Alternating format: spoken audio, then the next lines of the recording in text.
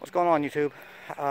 Today I'm back at my West Virginia house, and I'm going to make two videos. One of how I'm planting blueberry bushes, which is what this video will be about, and then another one to show how I made a rainwater diverter for a rain barrel from things that you have probably around your house. But I ordered 30 blueberry bushes from Dimeo Farms in Hammonton, New Jersey a couple months ago, and their Patriot is the variety, and I finally received them a few days ago, which was right on time. They shipped them right at the perfect time, and I brought them out to my West Virginia house here in the mountains, and I'm planting them. So, you know, the bees, they're a little active today. Anyway, so I'm going to show you the way that I planted them. Now, you know, one thing I want to say is that I watch a lot of videos and people say this is how to plant them. Well, you know, every environment's not the same, you know, so you can't really say this is the way to plant them. Yeah, it's a good guideline, but you know, if you watch these videos, everybody does it different, and so I think it's important to watch a lot of videos and see how a bunch of different people do it, and you know, subtract things from that and do it the way that works for you and works for your environment. Because, you know, here in the mountains, you know, my soil is sandy, loamy in some places, got a lot of clay in others. And, you know, I'm experiencing that right here in this bed that I've been prepping for 6 months. So every place is different. So keep that in mind when you're doing this stuff, and do what you feel is best for you. So I'm going to go ahead and set the camera up, and I'll show you how I did it, and I'll give you my thoughts on, you know, some good guidelines to go by. But to begin with, when I received the plants, the first thing I did this morning was I took them out of the box, and they ship them bare root, which in my opinion is a good thing. I've got about 150 apple trees, and I would say 90% of them are or were bare root, and they do just fine.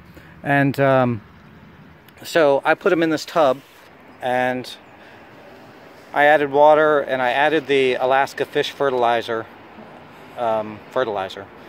Now, I soak the blueberry bushes for, I think it's about 2 or 3 hours, just to let them get a really good drink and soak up this high nitrogen fertilizer, and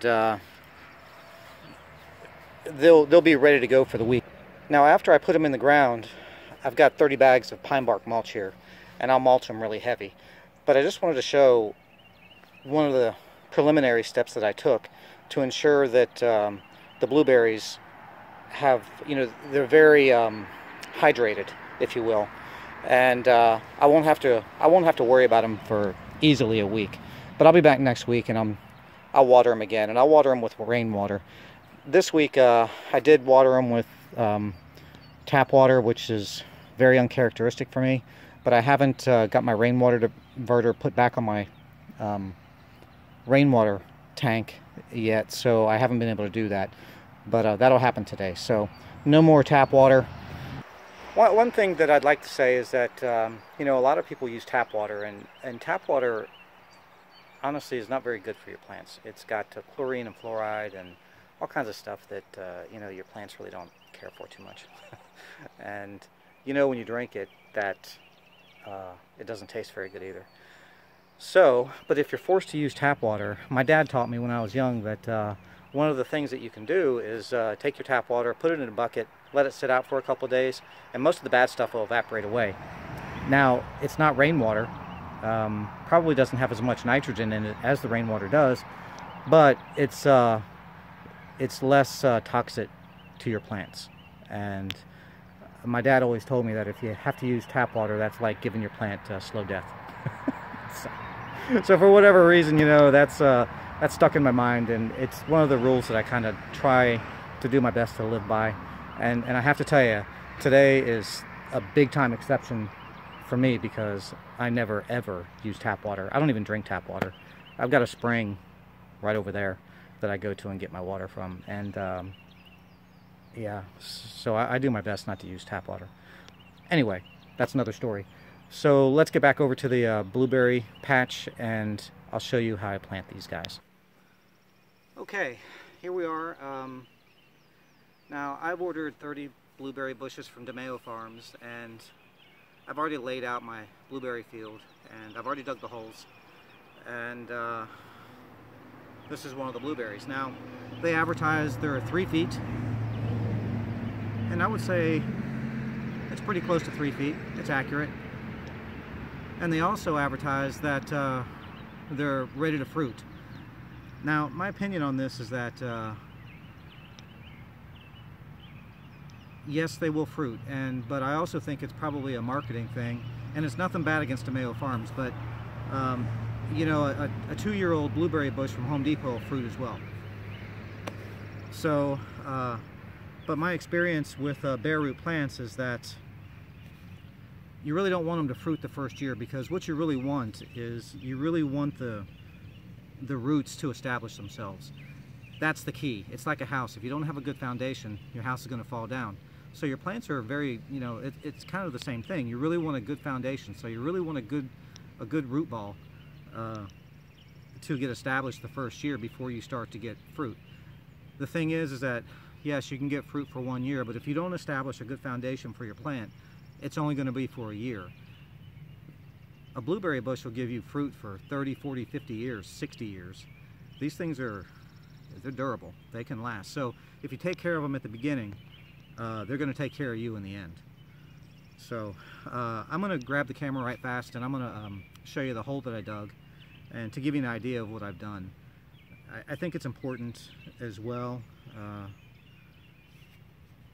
A lot of videos will tell you a lot of things, but if you're planting one blueberry, it's easy to dig a hole 5 feet in diameter and 6 feet deep. If you're planting 100 of them, the hole has to be sufficient, but you don't need to build a swimming pool, you know? Here is the root ball, and I can't tell very well on the video here how big, or if you can tell how big the hole is, but my hole is about 16 or 18 inches in diameter, and it's probably around a foot deep. And for a plant this size, that's plenty. They've been soaking in the fish fertilizer water for a few hours. They've got a great drink. They're ready to go. The soil is great. I've been prepping it for 6 months. Lots of peat moss, lots of pine bark mulch. I did add a little bit of Espoma acidic fertilizer to the soil a month ago or so, and I think we're in good shape. So I'm going to go ahead and plant this blueberry and show you what it looks like after I'm done, and I'll give you a couple more thoughts, and then I'll be adding the pine bark mulch. That's the size of the hole that I've dug, and to me and my experience, I'm a network engineer. I'm not a farmer. But from my experience planting all these apple trees that I've got, and peach trees and pear trees and all the other blueberries that I've got, this hole is sufficient given the soil quality and things like that. So that's just the way that I've done it.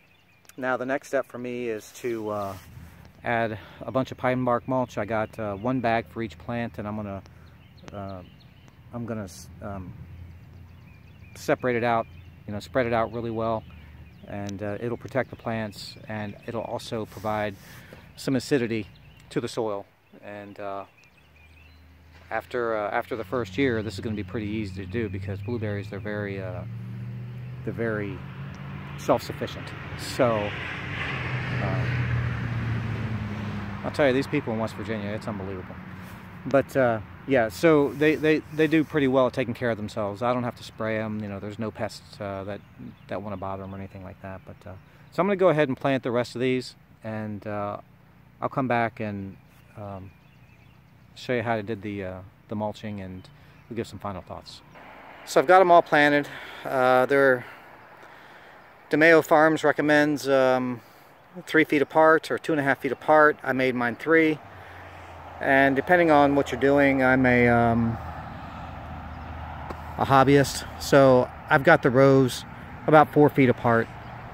And I used pine bark mulch, and I didn't have any the fines, the pine bark mulch fines, so I had to go with the nuggets this time, which is okay.